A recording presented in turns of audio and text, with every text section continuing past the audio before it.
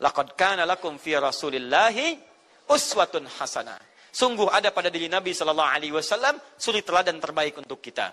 Maka jika antum misalnya hadir momentum kelahiran Nabi sallallahu alaihi wasallam, maaf, biasanya kalau ada momentum-momentum tertentu orang bersemangat untuk mengingatnya. Silahkan cek. Hari pahlawan, ingat para pahlawan. Hari pahlawan berakhir, tidak ingat lagi. Hari kemerdekaan, ingat sampai pinang dipanjat-panjat.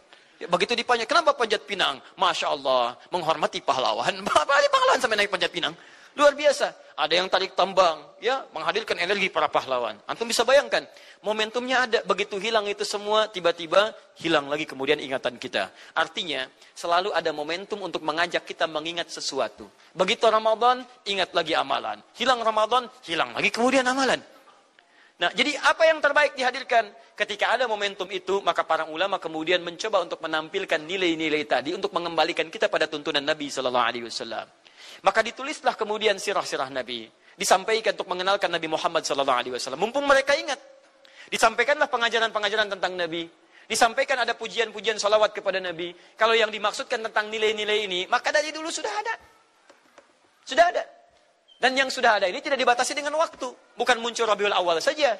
Rabiul Awal ke Safar, datang lagi itu. Safar sebelumnya Safar, Rabiul Awal, kemudian ke Rabiul Akhir, muncul itu. Ke Jumada, muncul itu. Jadi maulid itu tidak dibatasi dengan waktu. Setiap waktu itu maulid. Maulud tidak dibatasi dengan waktu. Setiap waktu itu maulud.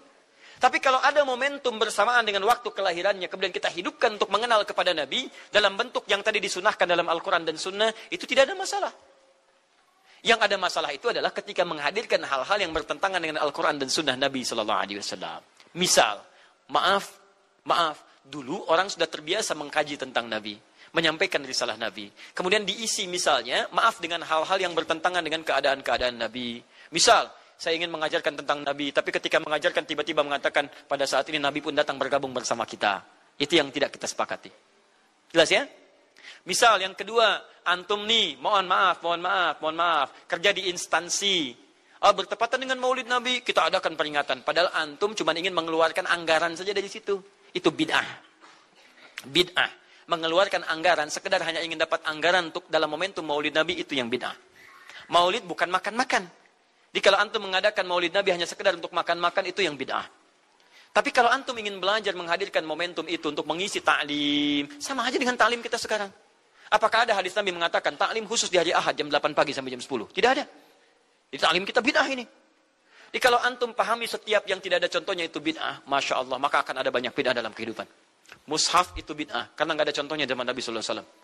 Antum dari ujung kepala sampai ujung kaki itu bid'ah, karena antum tidak ada di zaman Nabi Sallallahu Alaihi Wasallam. Ya, jadi jangan langsung menilai bahwa setiap maulid itu bid'ah. Bukan. Kalau momentum itu ingin diisi dengan ta'lim, ingin memperkenalkan Nabi, ingin mengajarkan syariat-syariat Islam, maka itu tidak ada masalah. Itu mengamalkan petunjuk-petunjuk ayat, bukan mengkhususkan di waktu itu, bukan.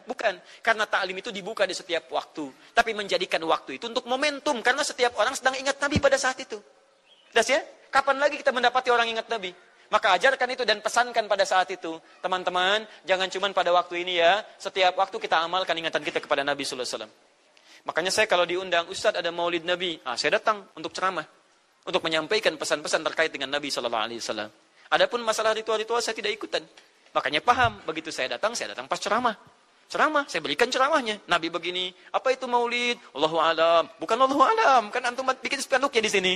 Apa itu maulud? Maulud. Bukan maulud. Maulud itu begini, maulid itu begini. Ketika kita terangkan, kita sampaikan, Masya Allah. Antum tahu apa yang terjadi?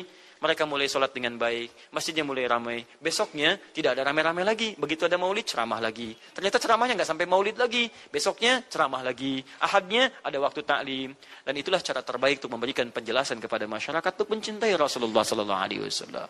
Paham ya? Jangan seketika, ini maulid bid'ah. Masya Allah, antum tuh bid'ah dari kepala sampai kaki. Ya. Saya luar biasa kesal. Kadang ada orang bikin perbandingan begini. Maulid Nabi, maulid. Zaman Nabi tidak ada coret. Zaman sahabat tidak ada coret. Zaman tabi'in tidak ada coret. Zaman ini ada. Lalu diserupakan yang ikut-ikut ke sini. Antum kalau mengamalkan hukum seperti ini fatal. Zakat pakai beras. Zaman Nabi coret. Zaman sahabat coret. Ya, zaman tabi'in coret. Zaman ulama coret. Zaman antum ada bid'ah antum.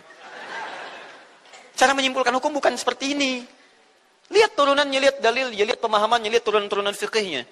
Ya, bagaimana bisa zakat pakai beras ini jadi? Padahal contoh nggak ada. Dalil nggak spesifik.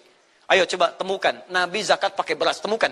Kalau antum menemukan, Masya Allah, saya bermohon kepada Allah supaya Allah mempercepat hajinya antum dan masuk surga tanpa hisab. Tiap hari saya doakan. Tidak cukup dengan amin. Cari dulu. Cari di setiap hadis Nabi zakat pakai beras. Saya sampaikan pada antum, sampai kiamat kurang 2 hari, antum nggak akan temukan. Sehari lagi buat sadar, ngapain nyari? Ya. Karena Nabi tidak pernah bersentuhan dengan beras. Silakan cari di kitab hadis palsu pun, sepalsu-palsunya nggak akan ditemukan. Capek pemalsu hadis mengarang hadis palsu tentang itu. Nggak akan didengar, nggak akan dilihat. Kenapa? Karena tidak ada. Ya, kata Muawiyah, hadza irqun, itu makanan pokok. Nabi zakat pakai kurma, pakai gandum. Ya, lihat, karena itu makanan pokoknya. Makanya setiap makanan pokok yang digunakan, kata para ulama, mendekati kaidah usul fikihnya. Lihat, kaidah usul fikih diambil di sini. Setiap yang punya keserupaan dengan itu, sekalipun teksnya tidak jelas langsung menunjuk, itu ada isyarat, namanya qarinah namanya. Kalau ada isyarat menunjukkan kepada itu, maka boleh digunakan sebagai alternatif lain dari makanan pokok yang tidak didapati di masa kita dengan generasi yang berbeda. Tapi kalau makanannya sama di setiap generasi, dia zakatnya pakai itu. Makanya orang Arab sampai sekarang pakai kurma, ada yang pakai gandum. Kita makanan pokoknya bukan itu. Antum makanan pokoknya apa? Beras, Masya Allah, beras. Baik pemirsa, beras itu makanan pokok bagi hewan yang bertembolok ya. Ayam, bebek itu beras. Baik, makanan kita nasi. Dan nasi bersumber dari beras. Baik, nasi bersumber dari beras. Jadi kalau kita ingin zakat pakai beras, boleh tidak?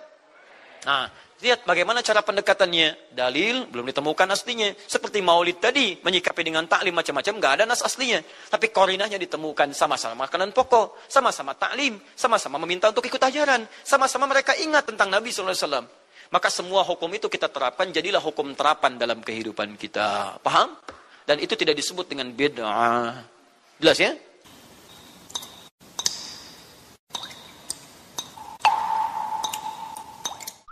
Pendekatannya, dalil belum ditemukan aslinya. Seperti maulid tadi, menyikapi dengan taklim macam-macam, nggak ada nas aslinya. Tapi korinahnya ditemukan, sama-sama makanan pokok, sama-sama taklim, sama-sama meminta untuk ikut ajaran, sama-sama mereka ingat tentang Nabi SAW. Maka semua hukum itu kita terapkan, jadilah hukum terapan dalam kehidupan kita. Paham? Dan itu tidak disebut dengan bid'ah. Jelas ya?